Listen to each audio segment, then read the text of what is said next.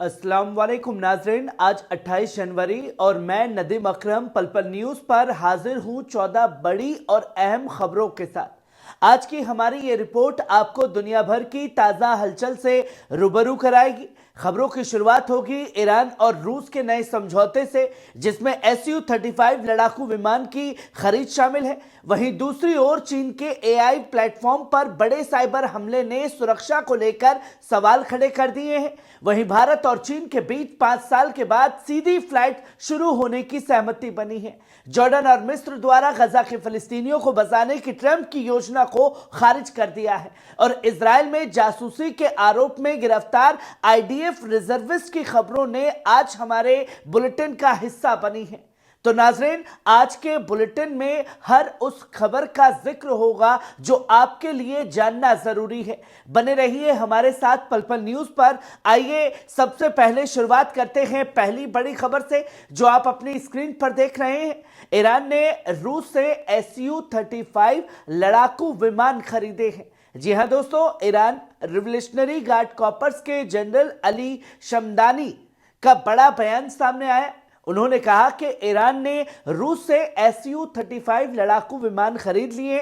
घोषणा की मिलिट्री ताकत की और मजबूती देने की एक अहम कदम माना जा रहा है। रूसी से आधुनिक विमानों की खरीदारी का मकसद न सिर्फ ईरान की हवाई सुरक्षा को मजबूत करना है, बल्कि क्षेत्रीय ताकतों के बीच अपनी स्थिति को और मजबूत करना भी है। वहीं आप दूसरी खबर अपनी स्क्रीन पर देख सकते हैं। चीनी AI प्लेटफॉर्म डीप सिक पर साइबर हमला।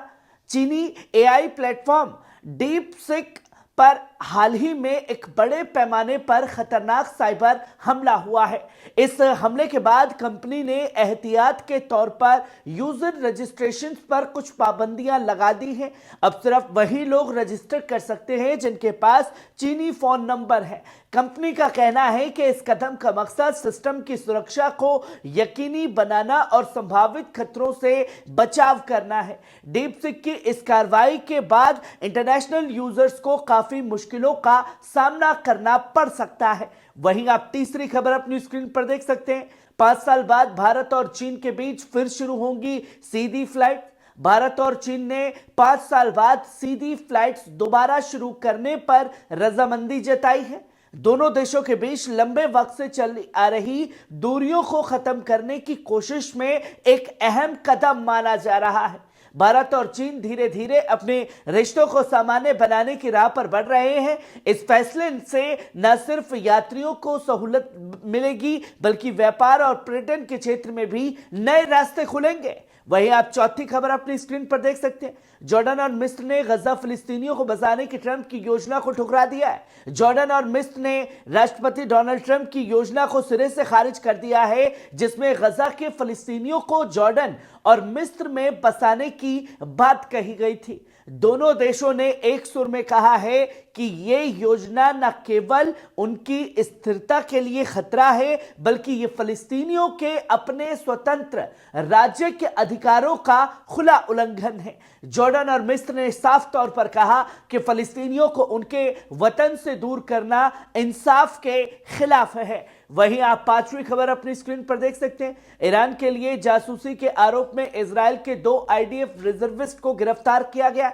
इजराइल ने अपनी सेना के 2 रिजर्विस्ट यूरी और जॉर्जी को ईरान के लिए जासूसी के आरोप में गिरफ्तार किया है।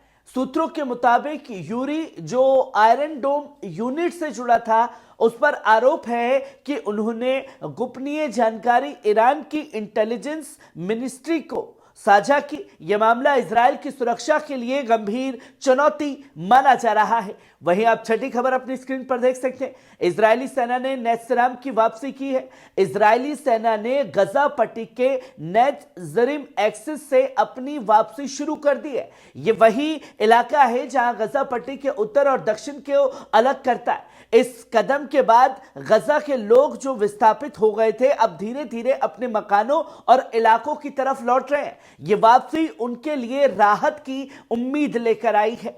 वहीं आप सातवीं खबर अपनी स्क्रीन पर देख सकते हैं। कोलंबिया ने अमेरिका से निर्वासित अवैध प्रवासियों को स्वीकारने पर रजामंदी दी है।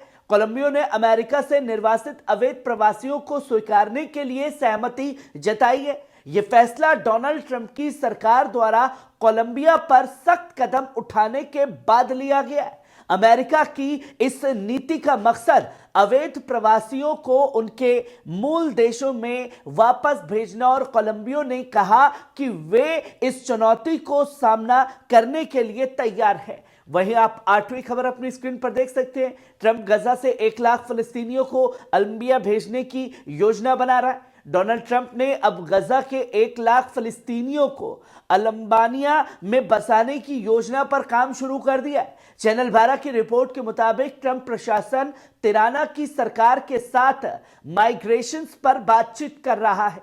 हालांकि इस कदम को लेकर फिलिस्तीनी समर्थकों और कई अंतर्राष्ट्रीय समुदायों में विरोध की आशंका जताई जा रही है। वहीं आप 9वीं खबर देख सकते हैं। ट्रंप अमेरिका के लिए iron dome missile defence system बनाने की प्रक्रिया शुरू करेगा। डोनाल्ड ट्रंप एक ऐसा एग्जीक्यूटिव ऑर्डर साइन करने की तैयारी में है जिससे अमेरिका आयरन डोम डिफेंस सिस्टम बनाने की प्रक्रिया शुरू होगी। CNN की रिपोर्ट के मुताबिक इस डिफेंस शील्ड का मकसद अमेरिका को मिसाइल हमलों से सुरक्षित बनाना है। यह सिस्टम इजराइल में पहले से मौजूद आयरन डोम तकनीक की तर्ज पर बनाया जाएगा। वहीं आप 10वीं खबर अपनी स्क्रीन पर देख सकते हैं। इजरायली वित्त मंत्री का बयान। इजराइल के वित्त मंत्री बेजालेल स्मोट्रिच ने अमेरिकी राष्ट्रपति डोनाल्ड ट्रंप की उस योजना की तारीफ की है जिसमें गजा के एक हिस्से की आबादी को जॉर्डन और मिस्र में बसाने का प्रस्ताव दिया गया। टाइम्स ऑफ इजराइल की रिपोर्ट के मुताबिक स्मोट्रिच ने पत्रकारों से बातचीत में बताया कि वे ट्रंप की इस योजना को लागू करने के लिए एक कार्यकारी योजना पर काम कर रहे हैं। शनिवार को ट्रंप ने गजा को साफ करने और वहां के लोगों को मिस्र और जॉर्डन में स्थायी या अस्थायी रूप से बसाने का विवादित सुझाव दिया। उन्होंने इसे मध्य पूर्व में अमन लाने का एक कदम बताया है। वहीं आप 11वीं खबर अपनी स्क्रीन पर देख सकते हैं। इजरायली नेता डेविड ओजुलाई ने लेबनान के साथ सीजफायर पर कड़ी आलोचना की है। इजरायल की मेटुला काउंसिल के प्रमुख डेविड अजुलाई ने लेबनान के साथ हुए सीजफायर समझौते की कड़ी आलोचना का निशाना बनाया है। इजरायली मीडिया के मुताबिक अजुलाई ने प्रधानमंत्री नेतन्याहू पर आरोप लगाया है कि उन्होंने हिजबुल्लाह के साथ समर्पण समझौता किया है। उनका कहना है कि यह समझौता हिजबुल्लाह को फिर से मजबूत होने और भविष्य में और बड़ा खतरा पैदा करने का मौका देगा।